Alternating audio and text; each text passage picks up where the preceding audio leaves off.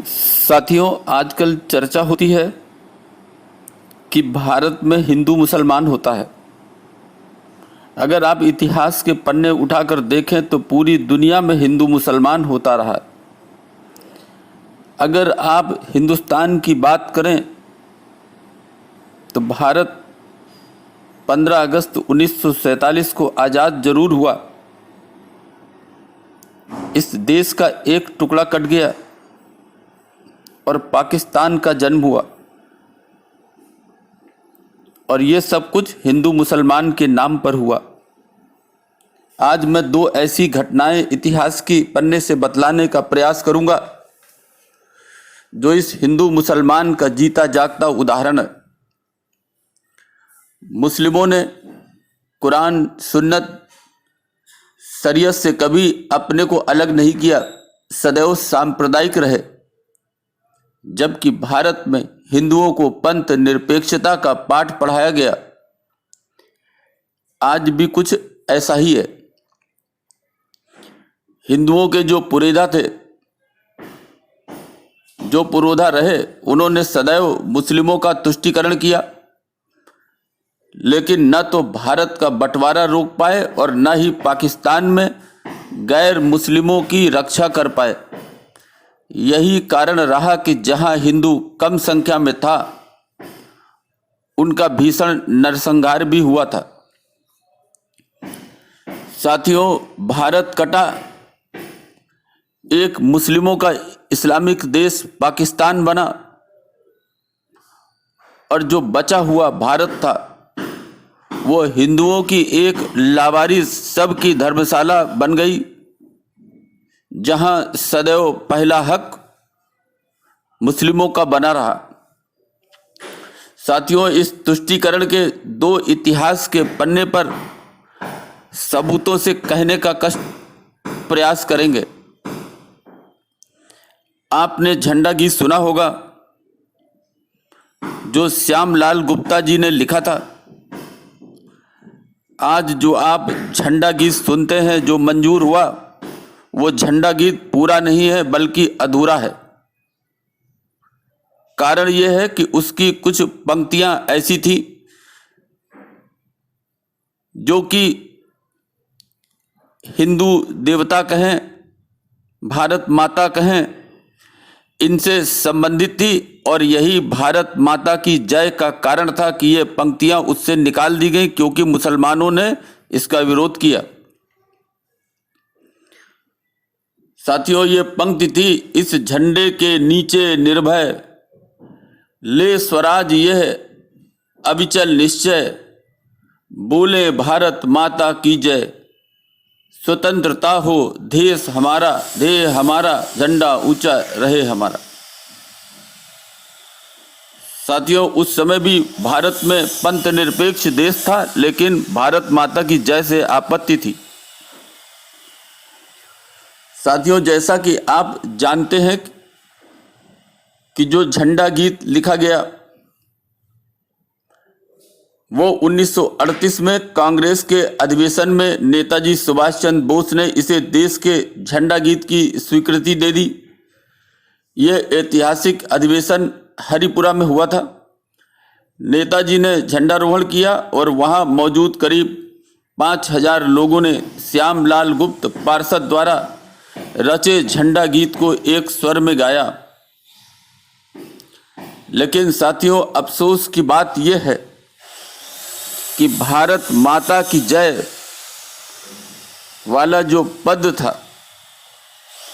उसको मुस्लिमों के आपत्ति के कारण हटाया गया, जबकि भारत में पंथ निरपेक्षता को बढ़ चढ़कर कहा जाता है।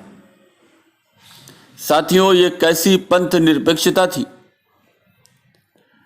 श्यामलाल गुप्ता एक बहुत ही साधारण और राष्ट्र प्रेमी थे, जिनका स्वतंत्रता के आंदोलन में एक महत्वपूर्ण योगदान है, और यही झंडा गीत का कारण था कि श्यामलाल गुप्ता पर 500 रुपए का अंग्रेजों द्वारा जुर्माना लगाया गया, और इस गीत की रचना के लिए उन्हें एक बार फिर जेल भेज दिया गया।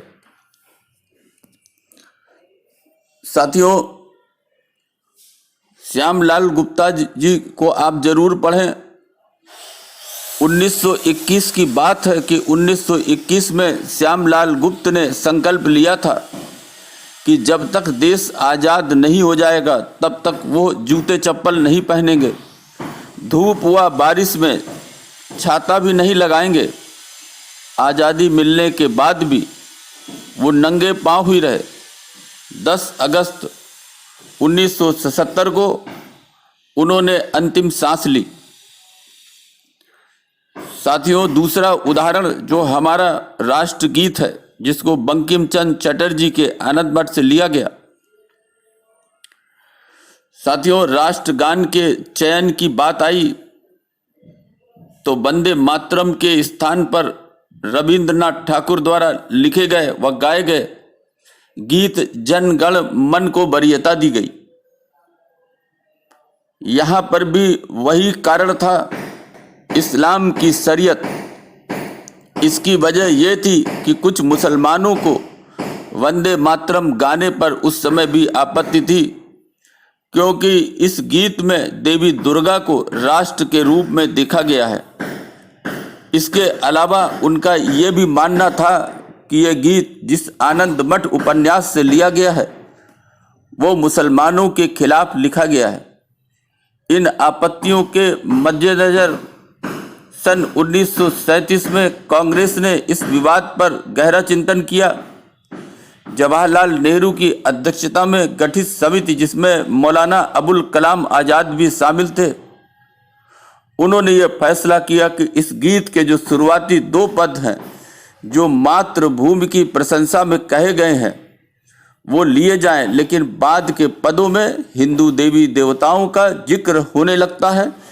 इसलिए यह निर्णय लिया गया कि इस गीत के शुरुआती 2 पदों को ही राष्ट्रगीत के रूप में प्रयोग किया जाएगा।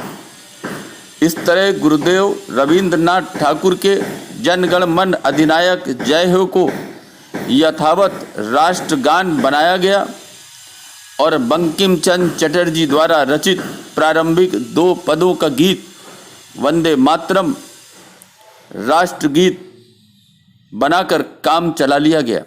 साथियों, हम कहने के लिए भारत को एक पंथ निरपेक्ष देश मानते हैं, लेकिन अगर हम बात करें इस्लाम की तो इस्लाम अपने लिए पंथ निरपेक्षता कभी कबूल नहीं करता। यही कारण है कि झंडा गीत हो या राष्ट्रीय गीत हो, इसमें भारत में संशोधन हुआ, संशोधन किया गया। आज भी सब कुछ वही है।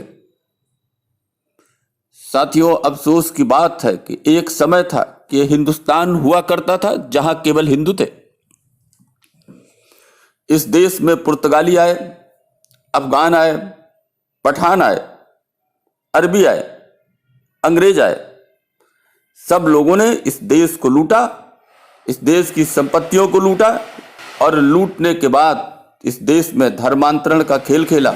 और आज साथियों, जो मूल हिंदू थे, जो इस देश की हिंदुस्तानी सभ्यता थी, वो आज इसलिए छिन्न भिन्न है कि हिंदू जो है वो जातियों में विभाजित है।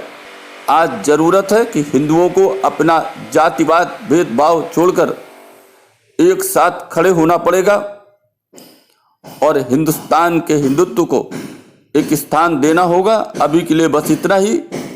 धन्यवाद।